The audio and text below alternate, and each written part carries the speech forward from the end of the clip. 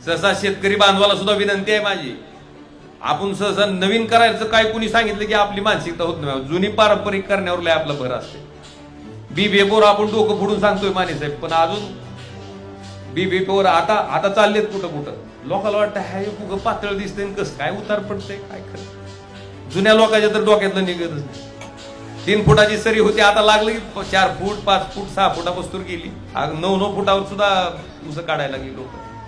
सोयाबीनचं सुद्धा बीबीएफचं जे उत्पादन आहे, साध्या टिपणीनं पेरलेलं बीबीएफनं पेरलेलं दोन्हीच्या उतारात तुम्ही आता तुम्ही काय करा, एक आपलं एकरभराचा तुकडा आहे का नाही, अगर 2 एकरचा असेल 1 एकरभर त्या तुकड्यात तुम्ही साध्या टिपणीनं प्यारा आणि त्याच तुकड्यात दुसरं बीबीएफनं प्यारा आणि दोन्हीतला उतार फक्त काढून घ्या. मला वाटतं ह्या दोन्हीतला उतार तुम्ही स्वतः जेव्हा बघचाल तेव्हा तुमच्या लक्षात येईल किंवा बीबीएफनं जी पेरलंय त्याच्यात तुम्हाला जास्त उतार पडतंय. मला वाटतं ह्या पद्धतीनं स्वतः शेतकऱ्यानं प्रयोगशील होऊन त्या ठिकाणी वेगवेगळ्या